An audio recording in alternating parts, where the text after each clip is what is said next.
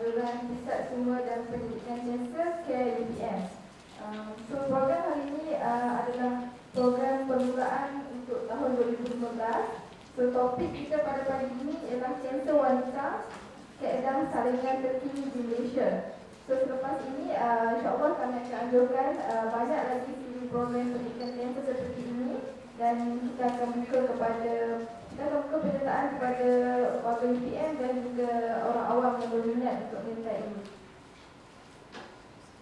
Pada pagi ini kita sangat mengharapkan kehadiran rakan kerjasama kita dalam program pendidikan dan saringan kanser, iaitu Mobicom Teknologi Selia Berhad yang memperkenalkan kaedah saringan kanser menggunakan alat IT. Untuk maklumat lanjut boleh selepas ini boleh ke meja di luar dewan. Dan juga pada pagi ini kita bersama kita adalah di RC Laboratory Selia Berhad yang memperkenalkan kaedah saringan kanser cervix, kaedah pengambilan sendiri sampel untuk saringan kanser cervix. Juga boleh dapatkan maklumat lanjut di luar dewan selepas sesi ceramah ini. Baiklah, untuk memberkati majlis ilmu kita pada pagi ini, saya mempersilakan Saudara Azrin Shah untuk membacakan doa. Silakan.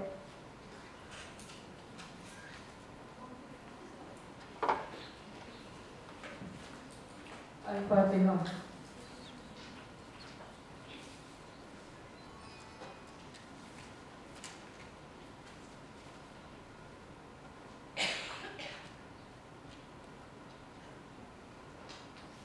Bismillahirrahmanirrahim. Alhamdulillah nasta'inuhu wa nastaghfiruhu wa na'udzu billahi min shururi anfusina wa min sayyiati a'malina. Man yahdihillahu fala mudilla lahu wa man yudlil fala hadiya lahu. Asyhadu an la ilaha illallah wahdahu la syarika lahu wa asyhadu anna Muhammadan abduhu wa rasuluhu la nabiyya ba'dahu. Bismillahirrahmanirrahim. Alhamdulillahilladzi Allahumma salli wa sallim ala sayyidina Muhammad wassalatu biha min zulmatin wahyi wa tadbiri min fahmi wa tuwadiyahu min ashrika hatta yahdina inna ta'lamu wa la a'lamu anta mu'alamu.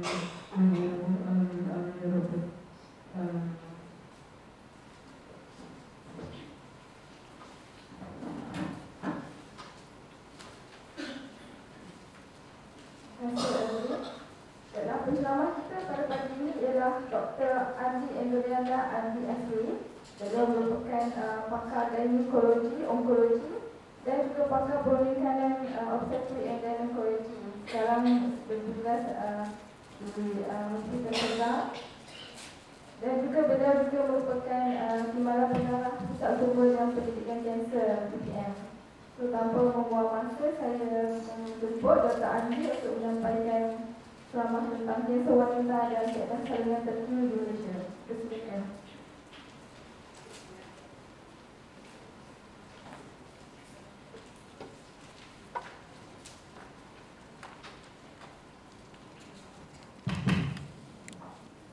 Assalamualaikum warahmatullahi wabarakatuh. Nampaknya peserta only wanita, tak ada lelaki-lelaki. Tidak tahu, alhamdulillah. Sebab kita punya tajuk hari ini pun kanser wanita, kaedah saringan terkini di Malaysia.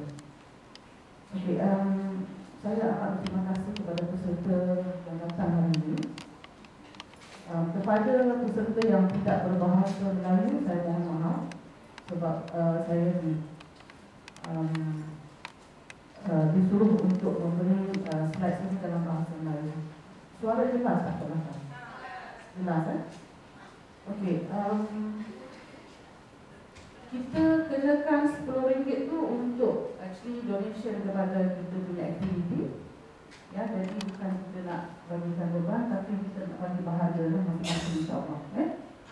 Okey, kita mulakan pada slide pertama. Kalau kita tengok apa itu kanser, actually kanser di Malaysia, kanser adalah pembunuh utama di Malaysia sebenarnya. Dan ia kadang-kadang merupakan pembunuh secara senyap. We call it a silent killer.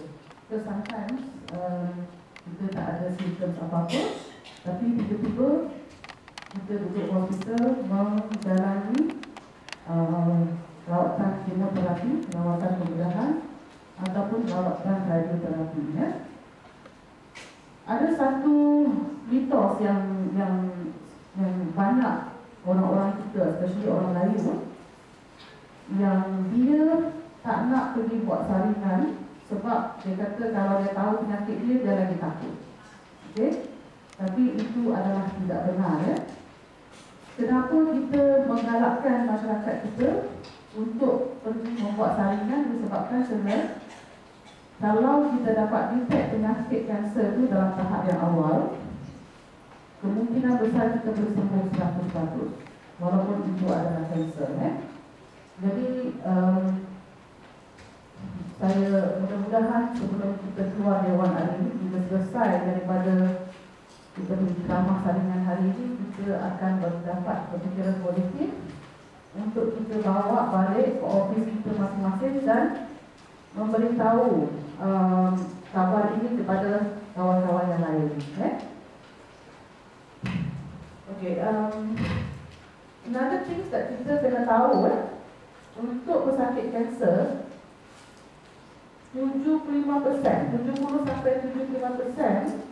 penderita kanser yang berada di Malaysia ataupun seluruh dunia tidak ada faktor risiko.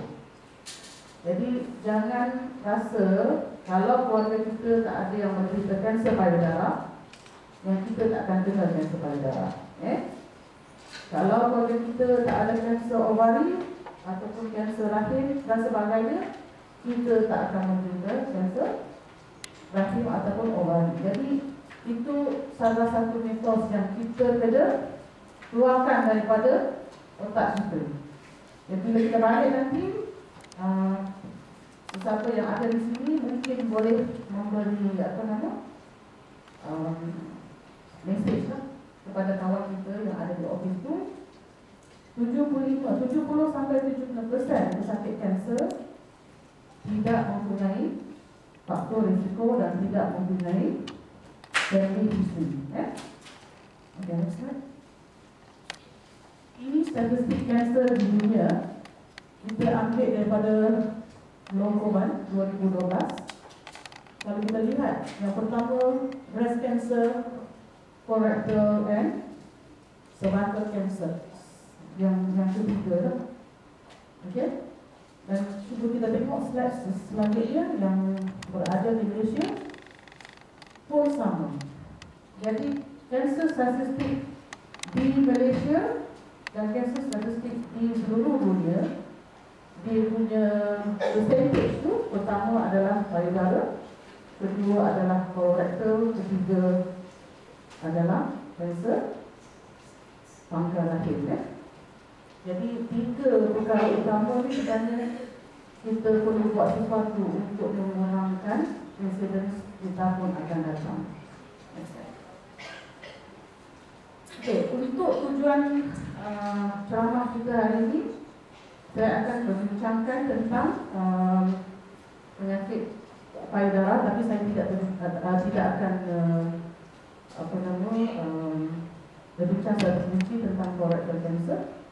Kita akan secara terperinci tentang kanser rahim, ovari dan kanser cervix. So pangkal rahim, ovari, rahim sekali dengan kanser payudara.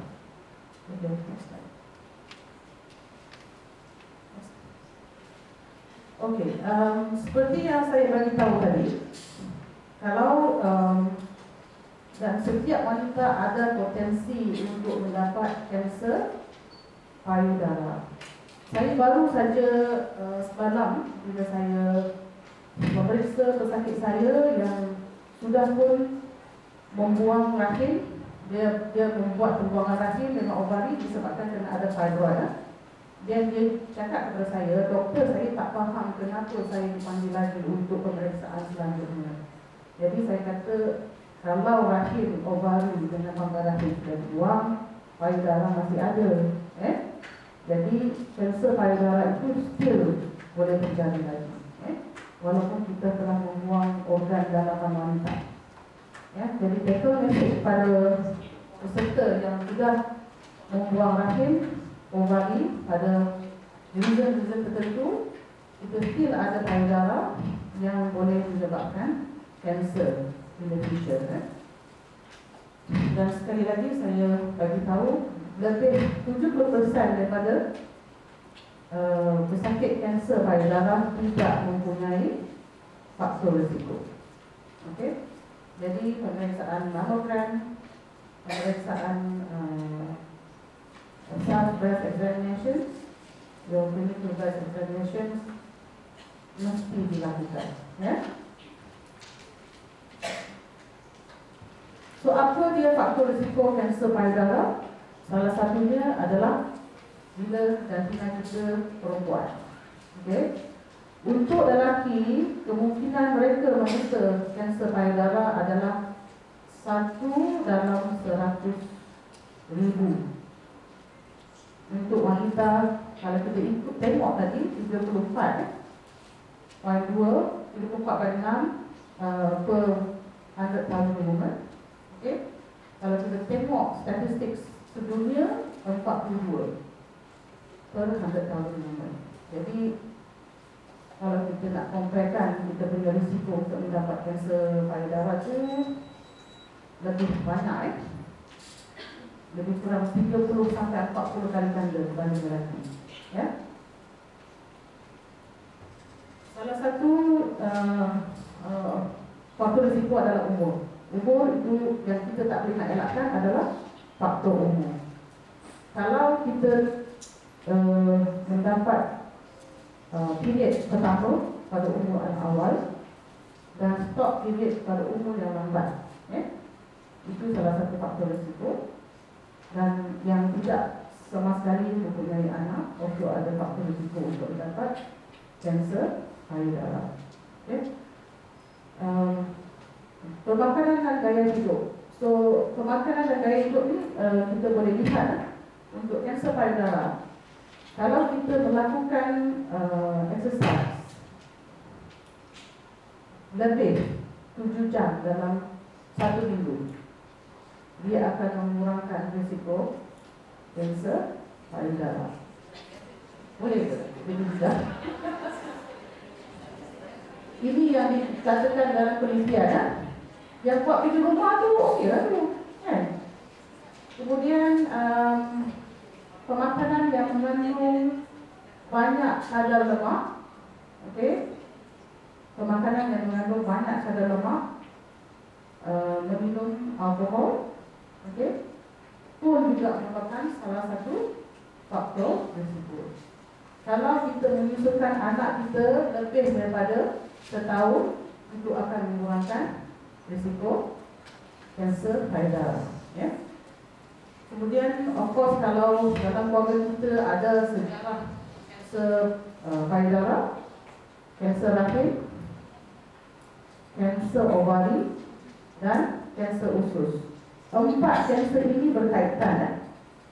So, ingat, kalau dalam keluarga kita ada yang menderita kanser payudara, kanser rahim, ovari, dan kanser usus, 4 perkara ini actually berkaitan.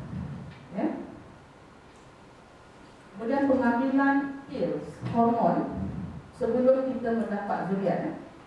Tapi risiko dia tak setinggi mana. Kalau kita ambil lebih daripada 15 tahun,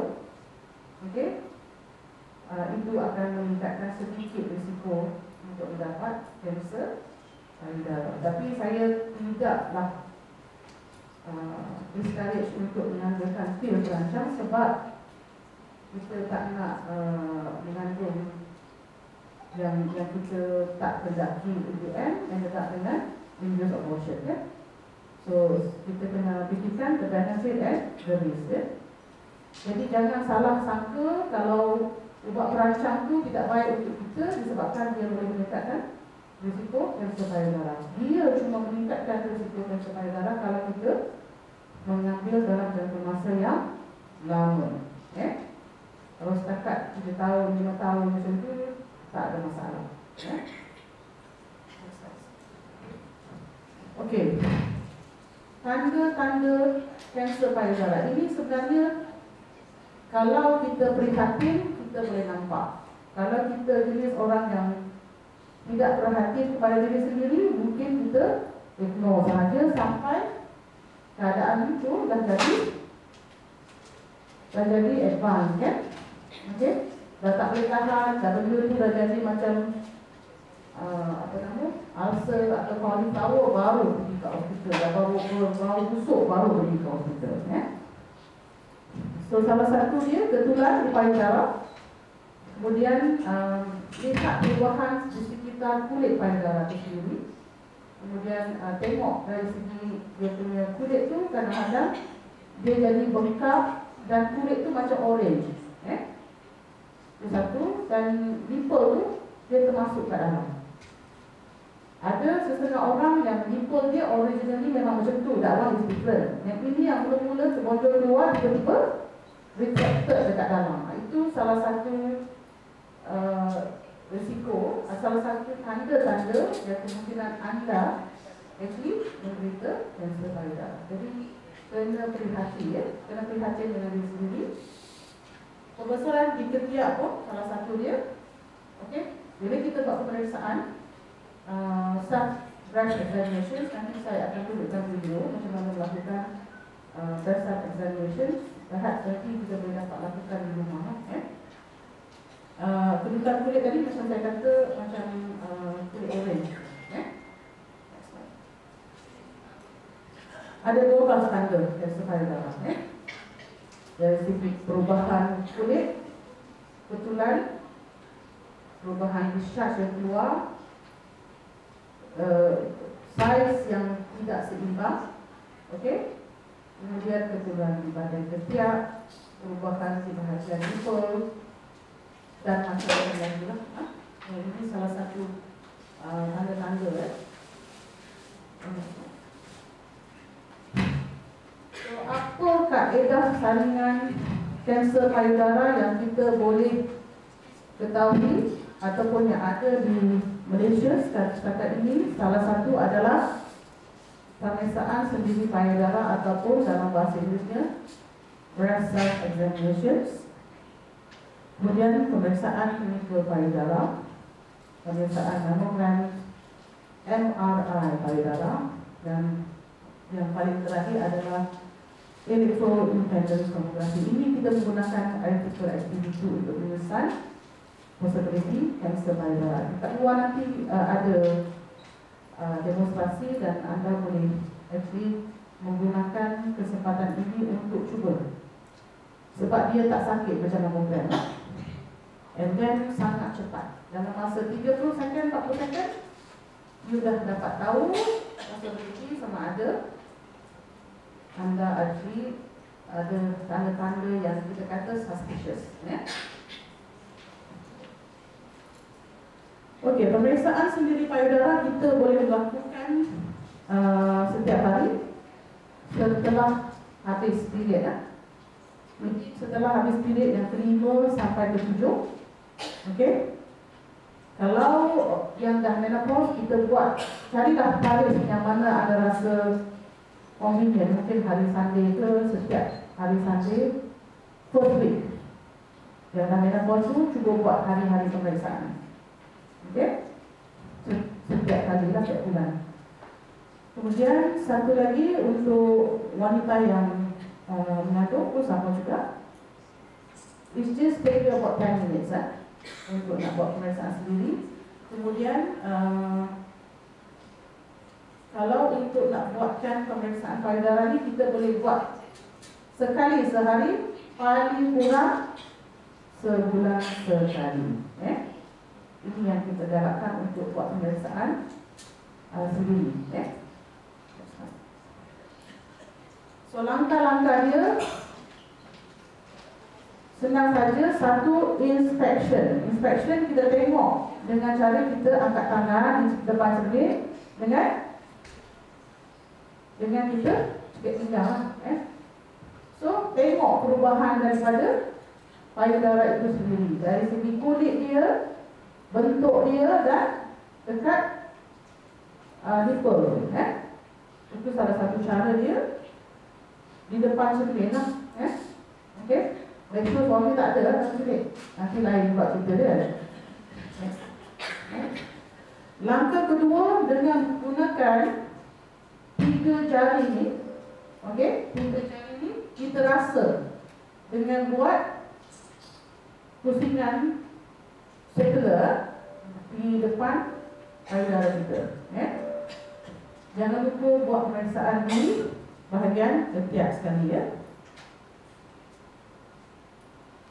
Kemudian yang paling terakhir adalah kita kena pincit bahagian kunting susu dan tengok apa yang keluar. Kalau ada cecair yang keluar, perhatikan kualiti cecair itu sama ada dia adalah nanah, darah ataupun lendir biasa. Okey. Jadi perhatikan dia punya bentuk, inspections, and then palpations. Lagi kita buat pemeriksaan dengan tangan. Dan terakhir itu adalah pemeriksaan apa yang keluar pada kita pincit dan lupa. Sekejap lagi kita akan tunjuk video.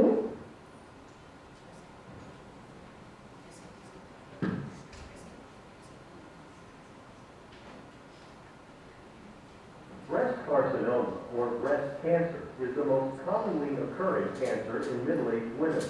The breasts are specialized accessory glands of the skin, consisting of ducts embedded in fatty tissue. Breast cancer can arise in the duct system anywhere from the nipple to the terminal lobule. Most often, the cancer is detected after it has spread to other parts of the body. Periodic breast self-exams are essential for early identification and treatment. The breast self-exam should be done regularly, every month immediately following the menstrual cycle. Step 1. Visual inspection. Look for any changes in the skin over the breast, like redness, swelling or puckering, and nipple changes, like discharge, scaling, or indentation. Step 2. Tactile inspection. There are 3 ways to physically examine the breast. The circle method. Move the 3 middle fingers in a circular fashion, starting from the outer edge of the breast towards the nipple. The line method. Move the 3 middle fingers, starting from the underarm area, down below the breast. Move slowly back upward, repeating this until the entire breast is felt. Wedge method. Move the 3 middle fingers, beginning at the outer edge, towards the nipple. Repeat the procedure for every wedge until the entire breast is felt. Regardless of the method, the objective is to feel the entire breast and observe any abnormal changes. The breast should be soft and smooth to the touch. Pay special attention to check the underarm and upper chest area. Okey, faham tadi? Yes?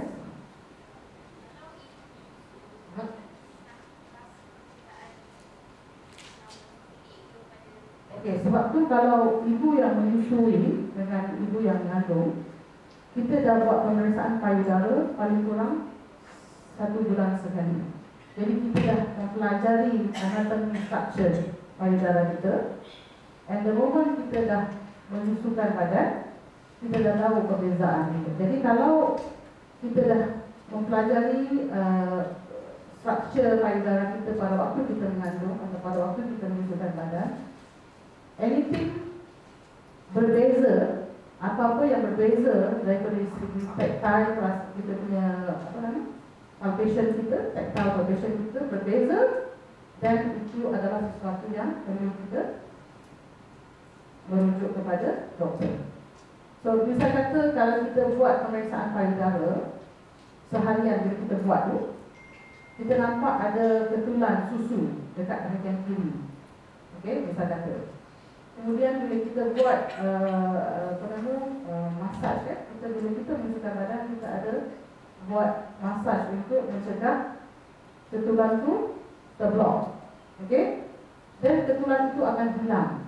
Okey? Ini menunjukkan itu adalah ketulan susu yang tersumbat. Okey?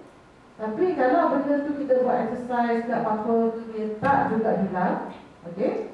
Dan itu adalah salah satu cara kita nak pergi jumpa doktor untuk pemeriksaan selanjutnya. Jadi pemeriksaan sendiri ini adalah initiation untuk kita belajar kita punya body, kita punya own breast structure. Bisa kata dalam hari pertama kita dah tahu structure anatomy payudara kita pada waktu bukan mengandung. Okey? Dan bila kita mengandung, kita buat pemeriksaan pun sama juga. Jadi kita tahu yang ini adalah normal breast structure kita seharian. Apabila terjadinya perubahan dari segi structure ataupun bentuk payudara kita pada waktu kita mengandung itu ataupun pada waktu kita menyusukan badan, jadi kita perlukan pemeriksaan lanjut ataupun at least kita jumpa doktor yang terdekat untuk penyiasatan lebih lanjut. Okey? Okey, untuk pemeriksaan klinikal payudara ini dijalankan oleh nurses ataupun GP ataupun doktor pakar payudara yang dia akan membuat pemeriksaan kepada kita. Yang ini kita galakkan daripada umur 20, okey, sampai umur 79, 3 tahun sekali. Tapi pada umur 40 tahun ke atas, kita buat 1 tahun sekali. Okey. So, ini salah satu cara juga untuk mendapat pemeriksaan early detection. Next slide. Okey, pemeriksaan mamogram. Ini yang kebanyakan kita tak suka sebab tengok dia kemek kan kita punya payudara tu So kalau nampak dia kemek dan payudara tu, setengah orang kata sakit. Dia kata, ya Allah doktor, inilah terakhir saya akan pergi, ini yang pertama saya akan pergi. Tapi tak semestinya Kalau wanita yang payudara kecil mungkin sakit sikit. Tapi kalau payudara yang besar tu biasanya tak sakit. Sebab kalau kecil dia nak tarikkan benda tu, saya tak ada slide, tak ada pointer. Ada satu buat pointer tak ada. Kalau kita tengok ni,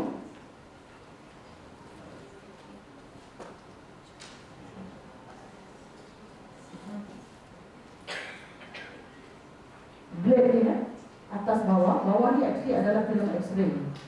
Dia kena kepitkan ni untuk mendapatkan bahagian payudara kita ni masuk dalam sinaran X-ray. Okey? So kalau yang payudara besar tu tak payah takut, tak sakit. Tapi kalau payudara yang kecil tu itu sakit sikit. Okey, sebab dia kena tarik dan kepitkan dekat between plate ni. Nampak ni So kalau mamogram yang dianjurkan oleh American Cancer Society, dia anjurkan start daripada umur 40 tahun, 1 tahun sekali.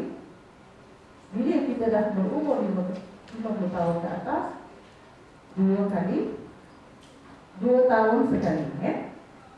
Kemudian, tapi kalau ikut, ini lagi lebih jelas kalau kita tengok, dia kena kepit dua-dua. Okay, kalau untuk MRI payudara ini tak ada sakit langsung.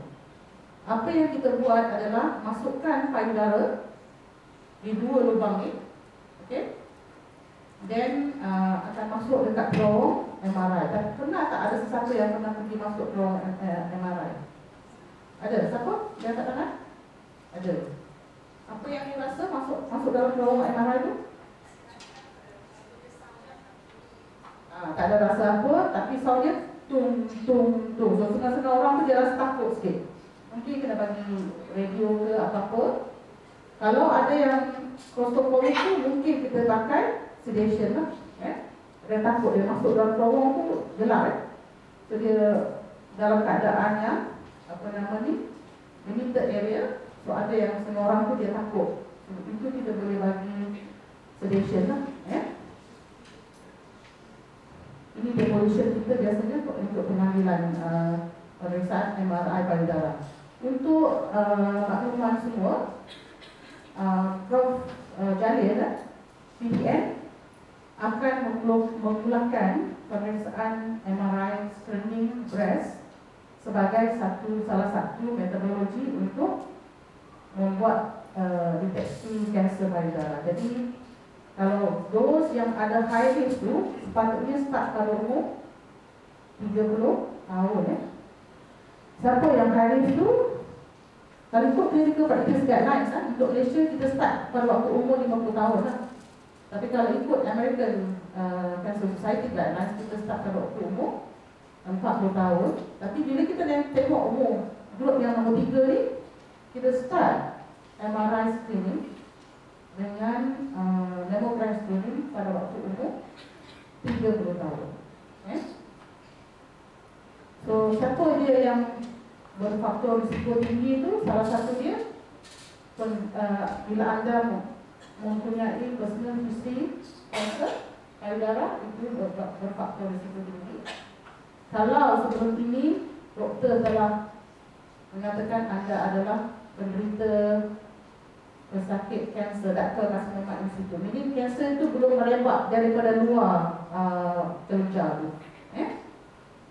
Dan yang sesiapa yang ada kanser, ketumbuhan yang bukan kanser tapi sudah mengandung sel-sel yang tak normal, ini pun akan ada risiko tinggi. Those yang ada BRCA1 and 2, saya tahu tak BRCA1 and 2 dia apa? Tak tahu. So BRCA1 and 2 ni adalah mutation, genetic mutation yang kita dapat ketahui apabila kita sudah menjalani genetic screening berdasarkan family history. Kalau anda ada keluarga yang mendapat kanser payudara